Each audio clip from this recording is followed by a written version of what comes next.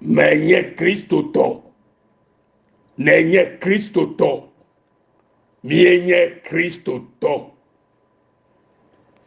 novinyo megado gbena mi ken le egbe fenkekenye hame eye mi tso akpedada kple bubu ŋti kɔkɔe kple dodoɖedzi hena miaƒe Mawu ɖeka ma ke li ke nye ŋusẽkatãtɔ ɖeka ma ke li ke wɔ ɖeɖedɔ na nye kpli wo eya ta mate ŋu agblɔ be menye Kristotɔ eye wo hã atɔ gblɔ be ye nye Kristotɔ eye miate ŋu agblɔ be mi nye Kristotɔ.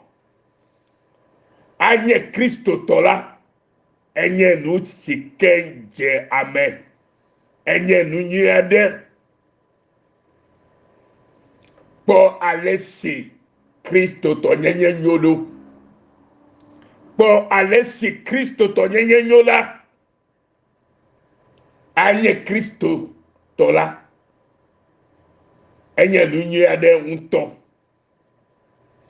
anye Kristotɔ la ye nye mɔnukpɔkpɔ na agbe anye Kristotɔ vava la ye nye agbe kple eƒe domenyinuwo kpɔkpɔ kple eƒe amesi susu vo biabia ye nye be ɖe vabia ye nye be na ɖe mienye eya ma tɔ blibo le nyateƒe mea. Alléluia. De mienye eya ma tɔ blibo le nyateƒe me ma hã. De mienye Kristotɔ blibo le nyateƒe me ma hã. Fie ŋutɔ hã atem ɖo ŋutilã na Mawu le ya. Eye aɖo le anya be yenye Kristoa tɔ blibo le nyateƒe me. Edze be ame sia ame ɖo le anya tɔxɛtɔxɛ be nyateƒe ye kpɔ gbogbo gadzi. Eye etɔ yeye ke dzi la ye nye Aƒetɔ Yesu Kristo. Togbɔ be wo dzi mi le ŋutilã me hã Yesu Kristo va dzi mi le gbɔgbɔ me. Eye tɔ yeye ma le mia si egbea yeta woayɔ mi be Kristotɔ ɖo. Ke biabia nye be ɖe enye Kristoa tɔ le nyateƒe mea.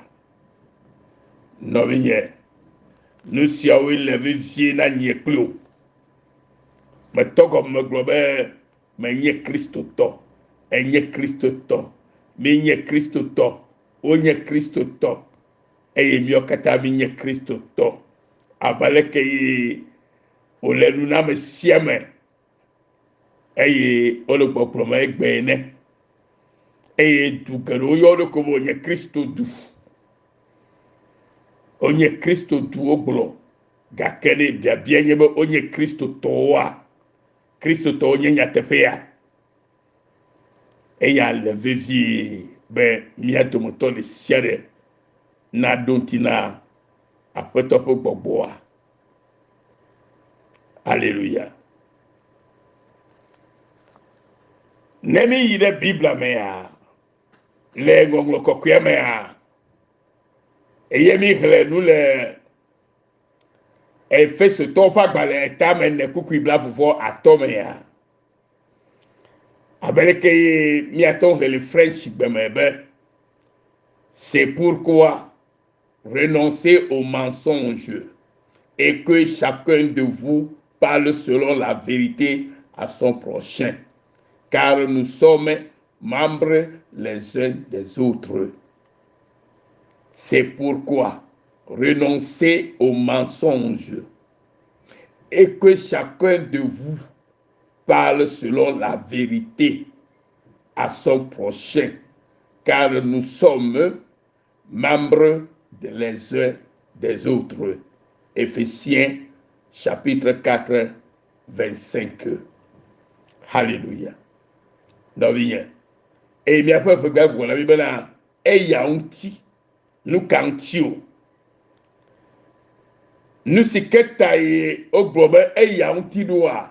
C'est pourquoi. Et y a un petit à, y a belé. Et y a Christo ton, va valer n'y a te fait et y a ta, le et y a un petit là.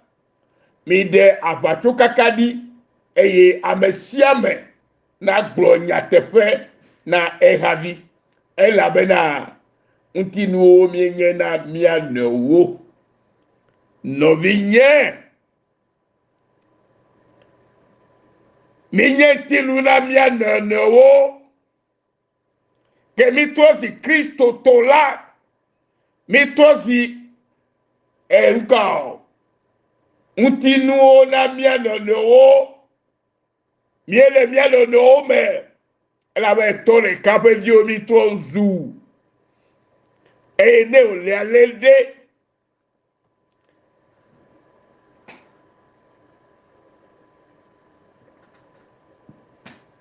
demi le nyate fe Thomas demi dasi avacho kaka.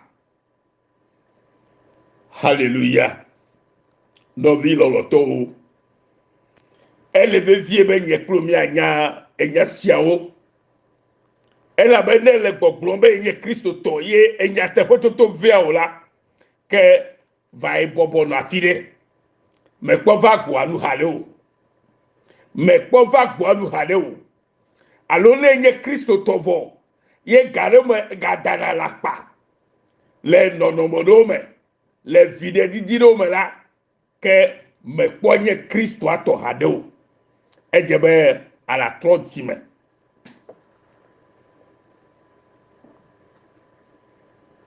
Elabe amesiame kenye Kristo tola alakpa megalemo kaka eba gbulele epolumo alakpa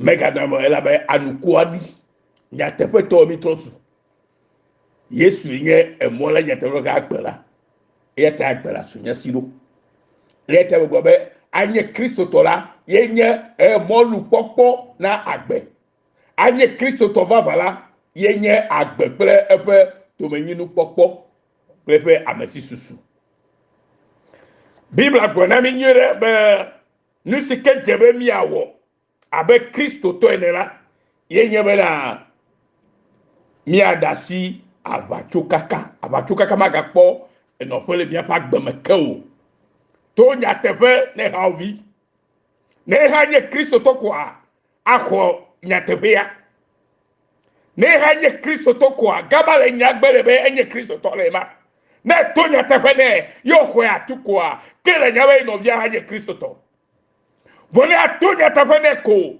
eyo ve eyo tozi ketolela pa mama na doje sibera me ko va agboanu ka hakurao me ko nya mesio ya be Kristo Yesu alo o jebele tojime la be satana kenya alakpada da fofoa ye be vi onye vo Yesu baba de miloma o mo katare no bien eta abreke Zacharia pas le problème mi voici ce que vous devez faire.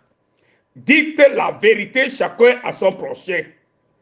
Jugez dans vos portes selon la vérité et en vue de la paix. Voici ce que vous devez faire. Nous que djebe miawo avec Christ to va vaine que les blibo que nye Christ to blibo les nyatepemela nous que djebe miawo sia. Voici ce que vous devez faire. Dites la vérité. Miato nyatefe. Chacun à son prochain. Namia nonewo. Jugez dans vos portes selon la vérité et en vue de la paix. Que nul en son cœur ne pense le mal contre son prochain et n'aimez pas le faux serment, car ce sont là toutes choses que je hais, dit l'Éternel des armées. De Zacharia pas gbalemedi. Eta emeni bukui we ade près we ade gbogbo bede. No vigne benade. Alléluia. Seigneur, nous sommes miawo, alors nous sommes djebe miawo la wenye si. Amesia meneto nyatefe na eravi. Mi dro volude etefe le untifa femme le miafe ablo me. Mi gado lo vole tame, alors le jimede mianogu o. Eye alakpatam kaka mega vivi mianu o na vide popo o elabena melefu nusia o kata Yehowa ye gbloe mawu muse kata to ye gbloe nyama ebe ma gblo no we ma enye etoa vo kwale ke gbala alakpatam da togovi alakpada da lemowe owo ìjọ́sí gbọ̀tsọ̀ kpọ́ alakpasi one ga dakọ̀rẹ́ la kpọ́ nusi one ga wọ̀ la kpọ́ leke blamo la kpọ́ leke ntafọ́mo la kpọ́ leke gbọ̀ha me edalakpa le ha visi la vɔwoe gbɔ be yenye Kristo tɔ ye be yɔ mi be amewɔ be tsɔtsi tɔwo mi nya menye Kristo tɔwo nɔvi ye.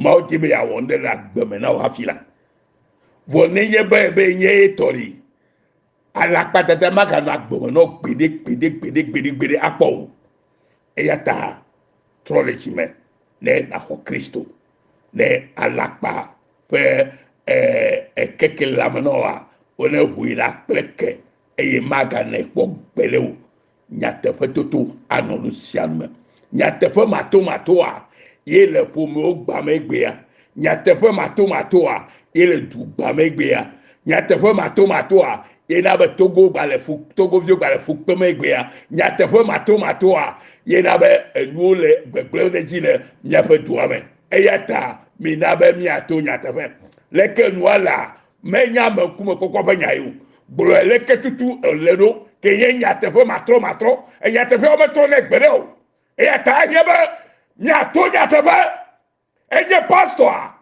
enya mekao e bishop yo enya mekao ebe le maudo wo vo alakpadala nye to le jimegbe ne xɔxɔ na va no lo mi se mi alovi Yesu yo oya maulolo avwaji du la begbe to true forgiveness mission to kaka yovo te nyigbaji ko yo be Australia no ye enya teƒe le no me olo enya teƒe ba baby trosu mega dalakpa o mega dalakpa le fi ogo ha o mega bla me le kenu o be atokpo video alo be o ya kwa video ko muda o dalakpa video ha mega dalakpa kula o na ye Kristo to alakpa maga po mse la gboji o de le ba o ya me be Kristo to ma alakpa ele fomo gbam ye le ba bo me le o ha video lomo la ba la patata so le loko ye bola moto ma mi to jimalo de ko la bala mi kata